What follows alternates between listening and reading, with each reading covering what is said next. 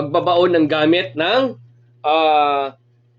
Lunes Santo, ang sabi ni Kuya, katanungan ni Kuya. Pag-usapan natin pagbabaon ng gamit tuwing mahal na araw. Tara, Kagimat.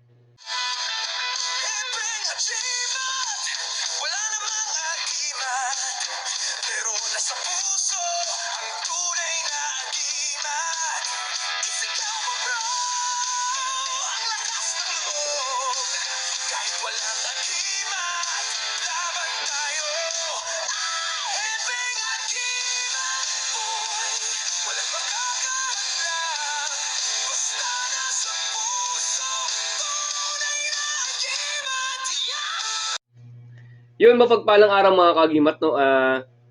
May katanungan natin Kagimat na kung pwede daw i-bond yung gamit tuwing Lunes Santo hanggang Linggo ng Pagkabuhay. Okay, mga Kagimat, no? Meron tayong iba't iba kasing pamamaraan na ginagamit, no? Pag-usapan natin. Ito yung katanungan ni Kuya.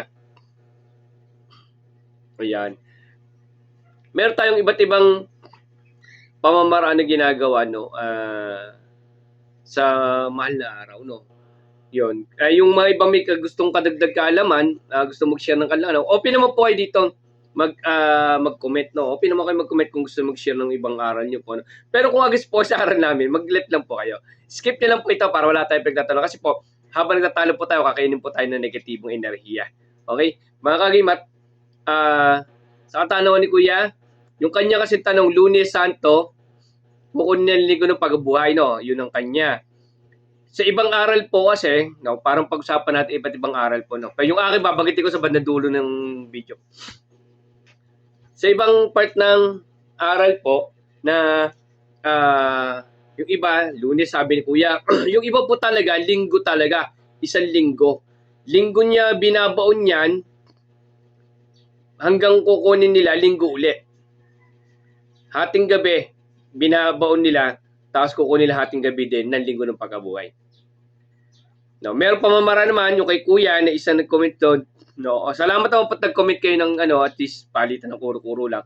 Tapos pag nagtanong ako, sagutin nyo lang din, tapos sagutin ko yung inyo. Kung di ko kaya, hindi ko sagutin. Kung di nyo kaya, huwag nyo lang sagutin.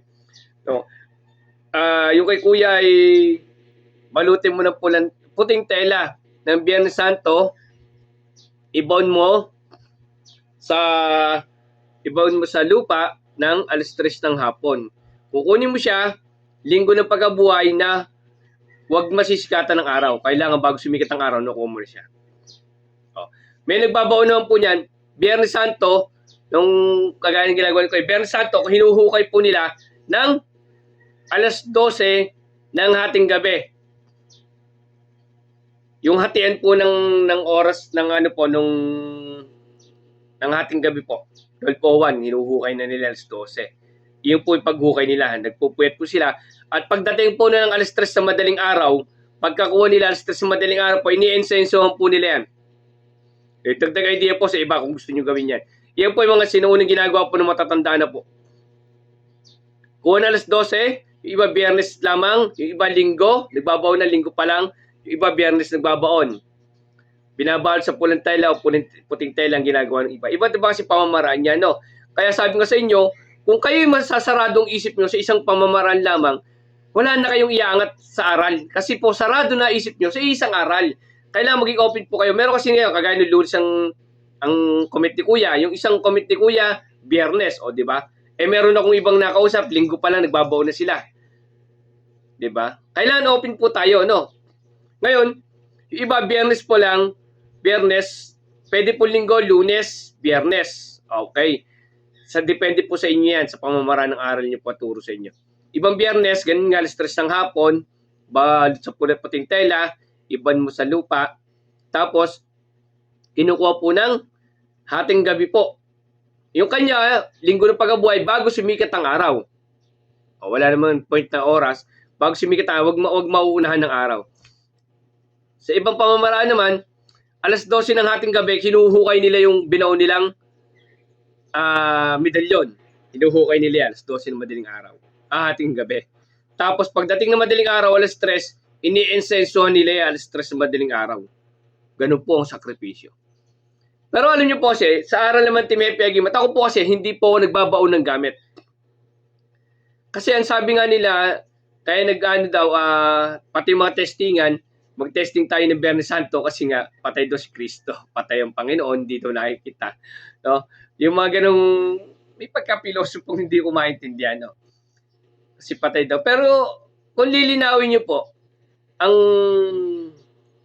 pagkamatay ni Yesu Kristo ay isang beses lang pong nangyari. Isang beses lang po naganap yan. Hindi po siya taon-taon na mamatay. Ang taon-taon po natin ay tawag dito, paggunita. Paggunita na si Yesu Kristo, ating Panginoon, pinako sa krus upang tubusin ang kasalanan ng sanlibutan. Isang beses lang po namatay siya. Hindi po siya taon-taon na mamatay po. Paggunita lang po ang mahal na araw. Paggunita natin ang paggunita sa ginawa ni Yesu Kristo na tinubos ang kasalanan ng sanlibutan kapalit ng kanyang buhay dito sa lupa. Okay? Mga kagimat yung po, no? Ang Team Happy Agimat po ay hindi po ako nagbabaon ng gamit. Yun. Kanya-kanya pong aral yan. Ako po ay hindi po nagbabaon ng gamit. Hindi po ako nagbabaon sa lupa ng gamit. Yung po ang pamamaraan ko. Ang akin lang po, tuloy-tuloy po ng dasal at manalangin po. Start ako ng linggo. Kasi pagka pumahal na araw, itinatawag na devotion kasi. Iyan kasi yung yung ginagawa devotion. Ako kasi, devotion ang ginagawa kasi, paggunita ako sa pagkamatay ni Yesu Kristo dahil sa pagtubo sa atin. Nagdadasal po ako niyan talaga. Marami po akong dinadasal po kasi niyan. Wala sumasampalataya, ng tawad. Mula linggo hanggang linggo ulit. Tuloy-tuloy po yan. Tapos, sa pagdidibusyon kasi, kung talagang tutukuyin nyo talaga na hindi kayo kumain, hindi kayo kakain. Sa gabi, pwedeng 1 week. Kasi ako, pagka magmamahal araw kasi 2 weeks ako no rice ako ng gabi. Pag magmamahal araw, 2 weeks walang rice. Either tinapay lang. O kung hanggat kakayanin, hindi kumain, di ako nakain ng gabi. Dasal lang po. Yun po ginagawa ko sa gunita ko ng mahal na araw po. No? Wala po akong bound sa lupa po. Pero kung magbabaw, depende po sa aral nyo yan. At aral ng mentor sa inyo. Kung ang mentor nyo to rin magbabaon kayo, sundan nyo lang po. Kasi yun ang pamamaraan ng samahan nyo o grupo nyo. Bilang respeto po.